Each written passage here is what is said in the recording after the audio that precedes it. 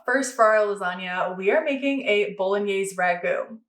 Now, as you may guess with the name Bolognese, this is a dish, or a sauce I should say, that comes from the region of Emilia-Romagna and from the town of Bologna. This sauce is really delicious, and it's not only adds so much flavor to our lasagna, but it can also be used with just pasta and adding the sauce. That would be a delicious dish all on its own. So today I'm going to show you how to make this, starting off with all of the ingredients that you will need. Ragu, if you've heard of that type of sauce, is a sauce that cooks long and low and slow.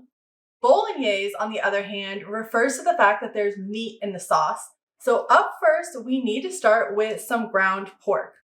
Now, traditionally, a lot of Italian families for Bolognese sauce used to use scraps of different types of meat that they had laying around. So while today I'm using pork, you could also use beef or another type of minced or ground meat that you like. Of course, with any red sauce, another very key ingredient is tomatoes. For today, we are going to be using canned whole peeled tomatoes. A lot of people like to use San Marzano tomatoes. They can be pricey, so honestly what I would recommend is just find a tomato that you think tastes really good and delicious. With all of the flavors that come together in this sauce, of course, you want to have a base tomato that tastes great, but don't feel like you need to spend a ton of money just to get a good Bolognese Ragu sauce for your lasagna.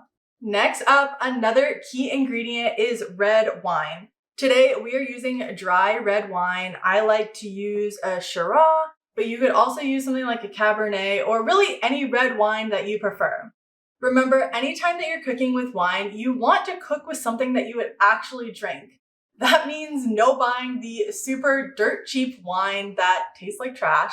You want to buy something that has really good flavor, but again, that also doesn't mean that you need to spend $30, $40 on a bottle in order to make this good. In addition to those key ingredients, we're also going to be using some things to help enhance the flavor, including salt and pepper, some red onion, as well as some carrots. So let's get into cooking this delicious sauce recipe. First things first, we need to cook our carrots and our onions. So we're going to get the pan to a medium heat. I like to use a big either Dutch oven pan or a big saucepan because again, we're going to add a lot of tomatoes, so you need to have some room. So first off, start with some butter. You only need about 2 tablespoons. I like to use unsalted butter personally because you can more easily control the salt, and we can always add salt later, but it's hard to take it away. So I always start with unsalted butter. First, we're going to allow this to melt in the pan. With the butter melted, it's time to add in our carrots as well as our onions. And you'll notice that these are both very finely chopped. If you need to work on knife skills, this is a great dish to practice with. We want them really small just because they're just giving the dish flavor and they're not doing too much aside from that. So you don't really want big, large chunks of either onion or carrot in the sauce. So at this point, all we're letting them do is soften. This usually takes about 2 to 4 minutes, depending on how well your stove works. So just keep an eye on them, make sure that they don't burn. You don't want a lot of heavy color on these. So if at any point you start to notice browning, you can always turn your heat down a little bit. At this point, our carrots and onions are fully cooked. So what we're going to do is we're going to scoop them out of the pan because now we have to move on to cooking the meat and we don't want to overcook these. So we're just going to take them out and set them aside for a moment. These little deli containers are great. They're super easy to reuse and it's really nice having them to be able to put all these ingredients in, not only to mise en place your ingredients to get them all chopped up and ready to cook, but also for doing tasks like this in the kitchen. Next, we are going to increase the heat a little bit to about medium high, and we're going to add in our ground pork. This cooks pretty quickly. All you want to do is just kind of chop it up with a wooden spoon and get it into little chunks. Again, this is going to be distributed all throughout our Bolognese Ragu, so you really want it into really little pieces. The great thing about this sauce is the fact that it's all made in just one pan because we're layering flavor on top of flavor. So all of the goodness from the carrots and the onions can just be layered straight in with the pork. So it makes cleanup super easy for this one pot sauce. This meat cooks pretty quickly. All we're looking for is a browned exterior. Remember, this meat is going to be simmered for quite a long time, so you don't have to worry about it being cooked completely through at this point, because it's going to get plenty of cooking time to fully cook it through. With the meat fully cooked, it's time to add in our carrots and onions that have been cooked. Next is my all-time favorite part of the whole sauce, is adding in the red wine. This red wine adds in so much flavor, and it's really gonna give such an amazing smell and taste to this Bolognese Ragu. As this cooks, we are going to allow the wine to reduce by 100%, meaning that we want to see almost no liquid left in the pan from the wine. The wine is going to infuse all of these other ingredients as it cooks. While the wine's cooking, I like to scrape the bottom of the pan because when the meat and the carrots and the onions cook, they add lots of caramelization to that pan. So by scraping the bottom of the pan, you're just adding all of that amazing flavor that has been built up back into the sauce. As this cooks, one of my favorite things is the smell that's finally coming up from the pan. You can smell all that delicious red wine married with the caramelized onions and carrots. Oh, so good. The wine has been reducing for a few minutes now, and you can see that there's still a decent amount of liquid in the pan. You might be tempted to stop, but we want the wine to completely be reduced. So keep going until you don't see any liquid in the pan. We've reached a great point with our sauce where all of the wine has been reduced. So now it's time to add in all of our canned peeled tomatoes. You'll want to make sure at this stage you have clean hands, because what we're going to do is actually crush the tomatoes directly into the sauce. This can get a bit messy, so just be warned. But at this point, we want the tomatoes, they don't have to be crushed perfectly. We just don't want to put these whole tomatoes directly into the sauce. You'll notice that we're using quite a bit of tomatoes, and that's because this recipe makes 2 9x9 pans of lasagna. So we need quite a bit of sauce. The sauce is also the thing that really gives the lasagna great flavor. So it makes sense that we're maximizing the amount of sauce that we're making for this dish. So this will take a while. You need probably about 4 cans of tomatoes. And we're not only utilizing the whole tomatoes, but we're also going to utilize that delicious sauce that is left over in the can. So you want to pour everything in there. Once all of the tomatoes and all of that delicious juice are inside your pot, make sure that your heat is reduced to about medium-low. At this point, we're going to let the sauce cook for a few hours. What you're looking for is be sure to note kind of where the sauce is on the side of the pan at this point, because we're looking for it to reduce by 50%. This is the time that it's going to cook low and slow, so this will take a couple of hours. Don't rush the process, trust me. You also want to watch the heat and occasionally stir this throughout the couple of hours to ensure that the bottom isn't burning. If your heat is too high, it could potentially leave a burnt crust on your pan. Trust me, I've been there. You don't want that. It's very difficult to clean. So at this point, just make sure the heat is low, add the lid on, but don't put it on fully. You want it to be able to breathe a little bit. And keep an eye on this. While this sauce is cooking, you can definitely start on other parts of the lasagna, but make sure that you're always kind of checking and monitoring this as it's cooking. Our sauce has been cooking for a couple of hours at this point, and it's finally done and ready to use for our lasagna. So as you can see, it's cooked down about 50%. And it has a really great smell. Oh, so good. And we're really ready to use this. I like to let it cool just a little bit before we start assembling, just so that way it's not piping hot. But no matter how you use this sauce, whether you decide to use it for a lasagna or you just want to make it for a pasta dinner, it has so much great flavor, and I know that you're going to enjoy this.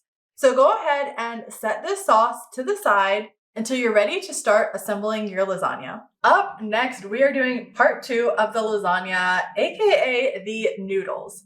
So we are gonna make some homemade pasta sheets today.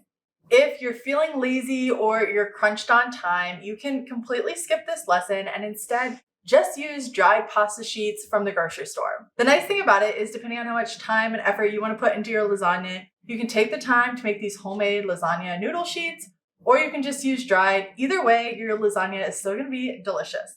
So if you do opt to make some homemade pasta lasagna sheets, we are going to start by going over all of the ingredients. So the most important ingredient today is our flour. We are using a soft wheat 00 flour. 00 is a term that's used to mean that the flour is finely milled. So it's going to give you a super light texture for the pasta. We also need eggs and egg yolks for this pasta. And that's because we're making a traditional northern style dough. In Italy, there's kind of two types of pasta dough that you can make. One is the northern pasta dough, which includes eggs in the recipe and uses 00 flour. And the other, a southern dough, doesn't have any eggs and instead it uses durum wheat flour along with water. So today, again, because we're making lasagna that's from the northern region of Italy, we are making a northern dough. For the eggs, you want to divide out some egg yolks and then also the whole eggs. I would recommend, even though the recipe tells you about how many eggs you'll need, I would recommend weighing these on a scale because it's going to give you a more accurate measurement, as all eggs kind of vary slightly.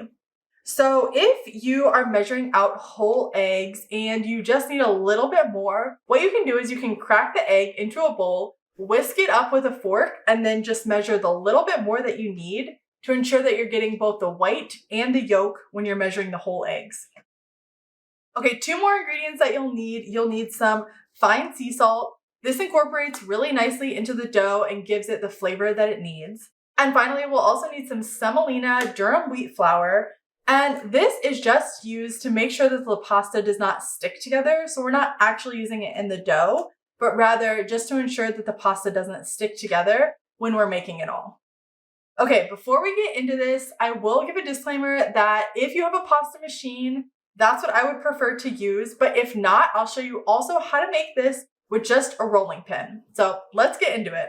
To make our flour dough, you can either use a bowl or you can do it straight on the counter. You also want to make sure that your hands are clean because we're going to be getting messy during this recipe. So first add your flour along with the salt to the bowl. I like to kind of give this a good whisk with my hands and almost form a well in the center of the dough. Okay, next we're going to add in both our whole eggs as well as our egg yolks. And I like to make sure I'm scraping and getting literally all of the eggs out of these containers. Next, we're going to slowly start mixing everything together until a shaggy dough forms. This takes a little bit of time, and I just like the mixing bowl because I find it easier. The well, whenever I do it on the counter, is always so messy to me, and the egg yolks go everywhere. So I prefer to use a bowl, but you can do it whatever method you're more comfortable with. And at first, you're not really mixing it. You're just kind of using almost like your hand in a claw and kind of mixing it around together until everything starts to kind of clump up and combine and form a dough. So at this point, we're going to go ahead and dump it out on the counter and start working the dough together. This is where you can start to do some kneading and pushing the dough together to try to form it into one cohesive ball. This takes some time, and you'll notice that the eggs need a while to absorb into the flour. Pasta, especially handmade pasta, is definitely a work of love and it takes time, but it's pretty therapeutic when you get into, the kneading and actually rolling it out and making the pasta shapes. And it's definitely a fun process once you get the hang of it and you've practiced a little bit. So once you kind of have it in like one cohesive ball or kind of sheets, you can almost start to press it together. And this is a good way to get all of these loose bits of flour kind of combined. At this point, once you've gotten most of the excess flour crumbs kind of pushed in to these slabs of dough, you want to just keep kneading it. And I like to use the heel of my hand and just kind of push everything together. The dough is a little bit tough at this point because the flour still needs to absorb that liquid from the eggs. And especially with lasagna, it's okay if not all of the dough, if you can still see little pockets of flour, that's going to be okay with these lasagna sheets. So don't stress too much if you still see those. This dough is going to be a little bit tough. So after you've gotten most of the flour kind of mixed in these doughs, we're going to go ahead and wrap them in plastic wrap and allow them to sit for about 30 to 40 minutes to soften the dough and allow the flour to absorb all of that liquid. At this point, the pasta has sat for about 45 minutes and it's softened up quite a bit. So I'm going to take it out of the plastic wrap and kind of show you what the texture should be like. So at this point, if you poke the pasta, it's definitely a lot softer and you can tell that that water from the eggs has been absorbed into the pasta. So you should be able to leave a little bit of a dent in the pasta when you touch it. So in order to make enough pasta for our lasagna, we're gonna have to cut these pieces into 12 different sections and then roll those noodles out. I'm gonna start with one section and then keep this covered so it doesn't dry out. So we'll set that to the side and we'll cut this one into about 6 pieces. I like to use a bench scraper. This is a really handy tool to have. And it makes it cutting the pasta really easy. You could also just use a knife if that's all you have. So after you have 6 pieces, try to make them as even as possible, but you don't have to weigh them or anything like that. We are going to go ahead and start pushing the pasta down to make it slightly thinner. If you have a rolling pin, you can use that. And like I said, I'm going to first show you how to do this with a pasta machine. Now, any pasta machine will work. Depending on what pasta machine you have, the settings and the thickness might vary a little. So you're gonna have to play around to get the proper thickness with the pasta machine you have. We're gonna first put the pasta machine to the largest setting, which is 0 on my machine. And you should roll it thin enough that it can easily go through the pasta machine without too much trouble. So we're gonna first roll that and then fold it in half, almost like a book, and then put it in just at the widest setting one more time and stretch that out. Now at this point, we're just trying to make the dough thin enough for our pasta sheets. So we're gonna go down by 1 increment. So I'm moving it to size 1 and then run the pasta again through the machine. At this point, if you notice any of it is sticking to the pasta machine, this is where our semolina can come in handy to sprinkle it along the outside so it doesn't stick to the machine.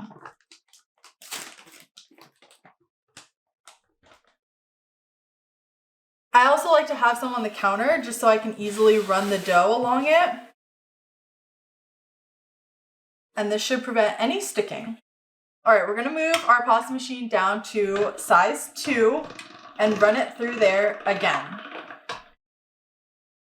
All right, moving along to a 3. And every time it's just getting a little bit thinner.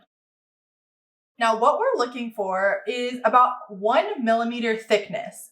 You want your pasta sheet to be a little thicker than you may think. If you've ever looked at a dry lasagna noodle, you'll notice that it's still fairly thick. And that's because all of the sauce and everything is going to absorb into the noodle. So what will happen if we make this too thin is that it will almost dissolve into the lasagna. I've also had that happen to me during my recipe testing. So make sure that you're keeping it thick enough. For me, you want to go to about a middle section on your pasta maker.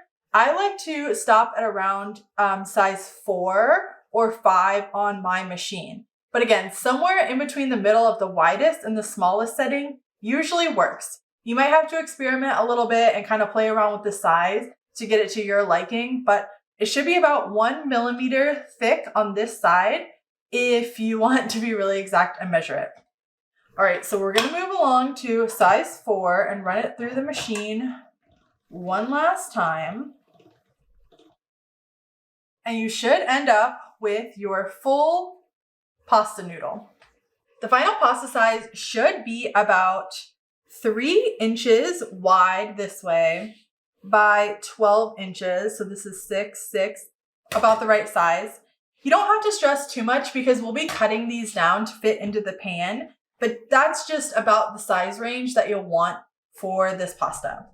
So now that we have one pasta sheet, we are going to grab a sheet tray and put some semolina down on it so that way our pasta doesn't stick. All right, so with a light dusting, you will layer your pasta sheet on and then add a little bit more semolina since we'll be layering the noodles on top of each other. And then take a piece of plastic wrap and just put the plastic over the dough so that way nothing dries out as we're making the pasta. You'll just want to continue this process until you've gone through all of the dough and you've made all 12 of your lasagna noodles. As you kind of go through, some of the pieces turn out not as pretty as others, or some of them are a little longer. Don't stress about that. That's just part of the process. And the great thing about lasagna is because you just layer it all together, the noodles don't have to be perfect. And this is a great way to start making fresh pasta because, like I said, it doesn't have to be perfect. So you can kind of take the stress out of having this perfectly beautiful handmade pasta and no one's going to see the lasagna sheets. In fact, when I was in Italy in culinary school, we used to make lasagna with any leftover scraps that we had from making homemade pasta. So we didn't even make noodles. We literally just used the different scraps that we had laying around.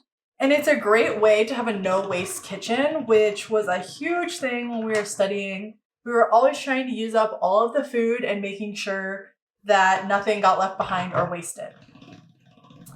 So keep going with this process until you have all of your noodles made. I also want to show you how to make this pasta if all you have is a rolling pin. I know a pasta machine is a little bit of an investment, and if you're not ready for that, you can still totally do this dish with only a rolling pin. So you're going to grab one of your pieces and just start rolling it out. This is going to take a little more arm power than using a pasta machine, and it will be a little bit more time, but that's totally fine. So we're going to start rolling the pieces out, and the goal is to make them the same thickness as you would with the pasta machine. So you want to make it about 1 millimeter thick. And again, we're shooting for the size of 3 inches across and 12 inches wide. And if you roll in the center, it's a little bit easier to control compared to using the edges. It just kind of gives you a little bit of a different push on the lasagna to help it kind of spread out. So you can see that the noodle is starting to get a little bit thinner, but we're not quite there. And it definitely needs to be a little bit wider. So we're going to keep going. This could also work if you want to just try it using a wine bottle. Might be a little bit harder, but it would work if you don't have a lot of equipment on hand. Okay, so at this point, let's go ahead and measure. The great thing about this bench scraper is that it has a ruler on it. I love this tool.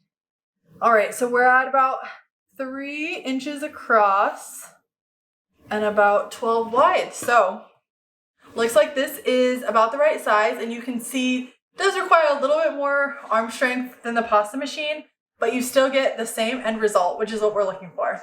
We are on our last piece of pasta, and as you get finished, you can just keep everything covered on a sheet pan until you are ready to start assembling. Remember to keep the plastic wrap over it just so it doesn't dry out. If for some reason you want to make the pasta ahead of time, you can definitely do that, but you will want to wait to roll it out until you're ready to assemble your lasagna. But you can place just the blocks of pasta dough that we made in the fridge for a day, and then go ahead and roll them out the next day when you're ready to assemble your lasagna. Up next, we are moving to step 3 of our lasagna assembly by making our bechamel sauce, also called Besciamella in Italian. So this step is unique to Italian lasagna.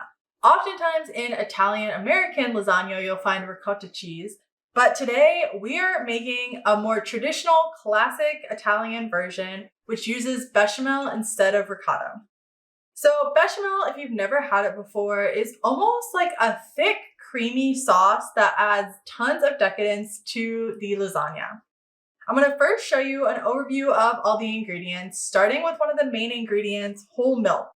Whole milk is really important if you want that creamy, decadent texture. So don't try to sub this out for a lower fat milk or cream or even an almond milk or oat milk, something like that. That won't work. You'll need that whole milk for the correct texture.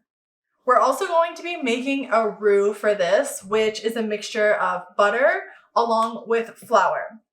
Now, one of the key things when making bechamel is to make sure it doesn't have any lumps in it and it's super creamy. So if you notice that your flour has a lot of lumps in it, go ahead and sift that before you begin making the bechamel. Of course, we always need our seasoning. Being a good cook means layering all different flavors and seasonings on top of each other as you're going through and making the dish. So we're also going to be sure to flavor this with some salt and pepper along with some nutmeg. All right, let's go ahead and get started making this bechamel sauce. To make the bechamel sauce, we have to start by doing two things on the stove. First things first, get your butter. Again, we're using unsalted so we can control the amount of salt. And turn the burner on low. We first need to start out by just melting the butter in the pot.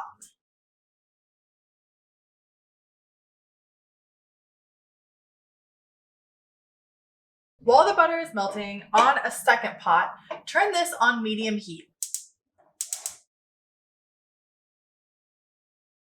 We're going to pour our milk into here and heat the milk.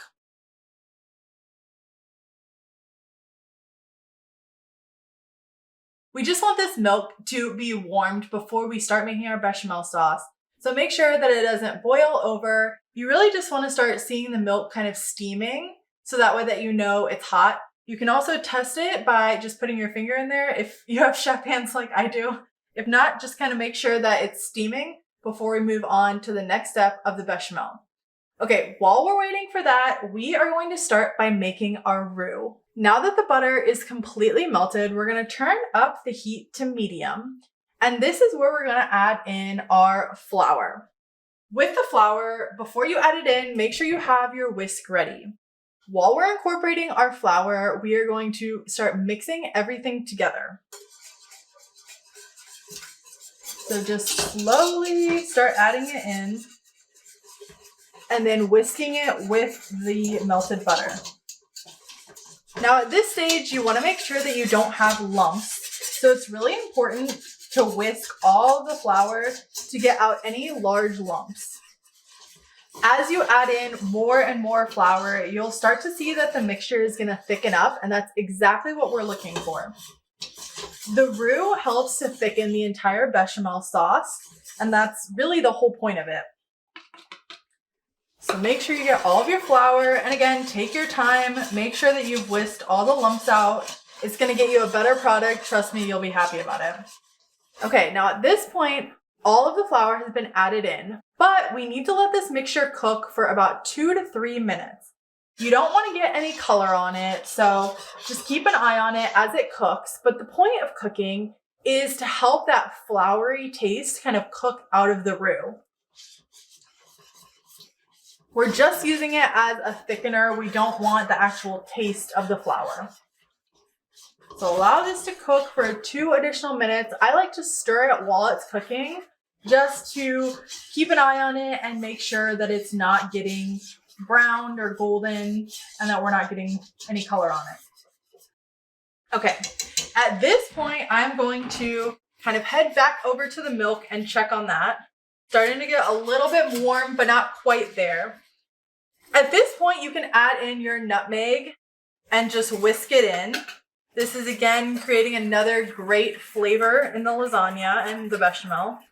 And the goal of this process is to kind of have these two things done in a similar time frame because you don't want your roux to sit cooking for a long time while you wait for your milk to get up to temperature. So keep that in mind throughout this process. All right, we've reached the point where our milk and our roux are ready. So we're gonna go ahead and combine these. Part of the reason you want your milk warmed is that it helps create a smooth, lump-free bechamel. Now you can use a ladle or you can pour this directly in the pan. Either way, you want to whisk your mixture as you're pouring the milk. And I like to do this in batches so that way we're not adding it all at once and you can make sure you're whisking it really well. So this process does take a little bit of time, but again, go slow so that way you're not getting any lumps in your bechamel and it turns out to be a really delicious and smooth sauce. It does take a little bit of an arm workout, but trust me, it will be worth it. At this point, we've added in our last batch of milk and we've continued to just whisk it the entire process. Now, what you're looking for is a thick bechamel. So at the moment, it's still kind of thin. You can pretty easily run your whisk through it and there's not much resistance. So what we need to do is cook the bechamel a little bit longer until it becomes a thick sauce. While we're waiting on that, we'll go ahead and season with some salt and pepper and just whisk that in, just like the nutmeg. And we're gonna keep an eye on it. You don't want the heat too high, otherwise it could burn. But again, about a medium to medium low, depending on your stove. With this, you need to be attentive because if not, it can burn. So make sure that you're always kind of paying attention to it. And that way you can assess how thick it needs to be, which I'll show you what that looks like in a minute. At this point, the bechamel has been cooking and it's at a really great thick consistency. This does take a while, like I mentioned, and especially if you decide to make a double batch, you just have to be patient and let it cook. You don't want to rush this process. So at this point, the bechamel is really thick and beautiful and lump-free, which is most important. So at this point, you can either start assembling the lasagna, which is my preferred method, or if you leave this, the bechamel can start to form a skin on top. So a lot of times what restaurants will do is add some clarified butter or ghee into this mixture and it helps it maintain it so that skin doesn't start forming over the top. But since everything else is ready, our Bolognese Ragu, our pasta sheets, we're ready once the bechamel is ready to start assembling everything. All right, we have finally reached part 4, which is the last part of making our homemade lasagna. So now it's time for assembly, which means everything is ready. We've cooked the bolognese, cooked the bechamel, made our pasta noodles, and then you'll also want to make sure that you have some Parmesan cheese that's finely shredded. I always recommend using cheese that you have shredded yourself. The cheese that already comes pre-shredded has a caking agent and it doesn't seem to melt as well, and I personally think the taste isn't as good. So if possible, shred your own cheese. Now that we have all of the ingredients, it's time to assemble.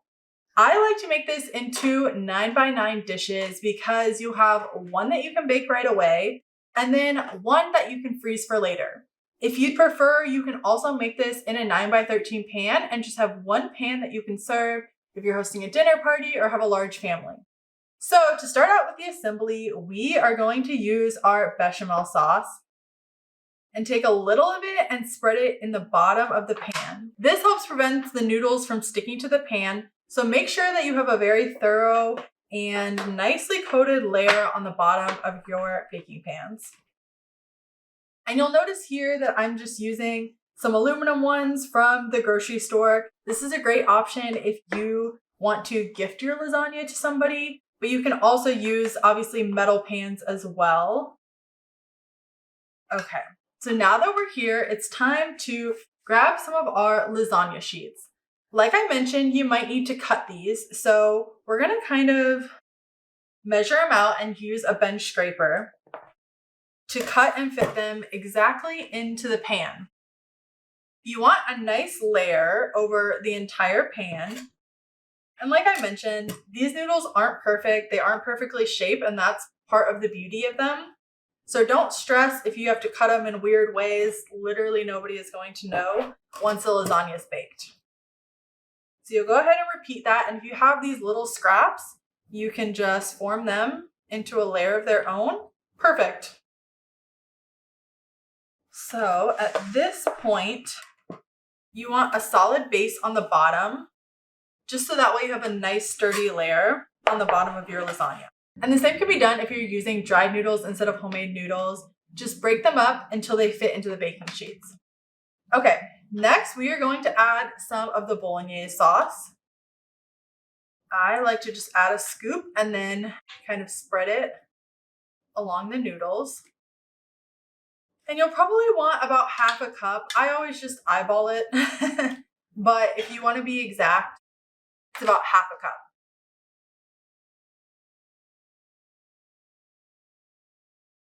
And remember, you have 3 layers that you're making. So don't use too much for one layer and then not have enough for the top or the rest of the layers. All right, after we've got our bolognese, it's time to go back to our bechamel and scoop a little bit of this on top. Again, you want about half a cup, a little bit over that.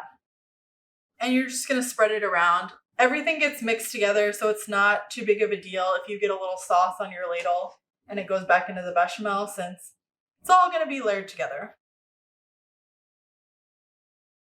All right, and you can see how thick and creamy and delicious this bechamel is. If you've never had lasagna with bechamel and you've only eaten ricotta lasagna, trust me, you're gonna be in for a treat. This is so special and so decadent, and I know you're gonna love it. All right, after that, we're gonna take our Parmesan cheese and sprinkle a little bit over that. And now we get to start the whole process over. So we are going to go back to our lasagna pasta sheets. And we're gonna start fitting these again to make a second layer. The whole goal is to make 3 total layers. So you'll work towards that, doing the same pattern that we did at the beginning. So you'll start with your noodles, then build your bolognese and your bechamel on top, followed by your Parmesan.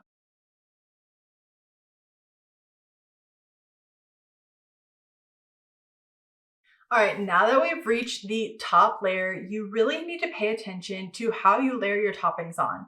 And that's because we want all of these lasagna noodles to be covered by the sauce and the bechamel. So we're gonna start by layering our last sauce on top. And in case you didn't measure perfectly, you can add a little bit more sauce on the top layer. That's what I actually prefer, just to make sure everything is completely covered.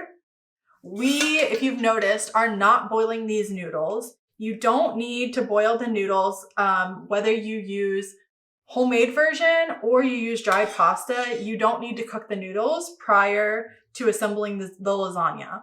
That's something that we learned in culinary school, and I'm never boiling lasagna noodles ever again. So make sure that all of those noodles are covered really, really well. And I mean, we spent hours making this sauce, so trust me, we want to use every last drop of it. Right, and now same goes for the bechamel. Layer on the rest of what you have. Making this nice final layer on top helps give the lasagna a really great presentation. And trust me, when you pull it out of the oven, you are going to love how it looks. All right, so if you notice at this point any pieces of lasagna on the edge that aren't fully covered, now is the time to cover them with either the sauce or the bechamel to make sure everything cooks really nice and evenly. And again, similarly with the cheese, I like to reserve a little bit extra because you want the top to look nice and pretty. With the lasagnas assembled, it's time to cover them in foil and then go ahead and bake them. My oven is preheating to 375 degrees Fahrenheit, and then we are ready to bake these beauties. The aluminum foil helps to bake the noodles and keep all of that moisture and liquid inside to help the noodles cook. So we're gonna cook this for about 45 minutes with the foil on, and then we'll go ahead and remove the foil and bake for an additional 15 to 20 minutes to get all of that cheese nice and brown on top.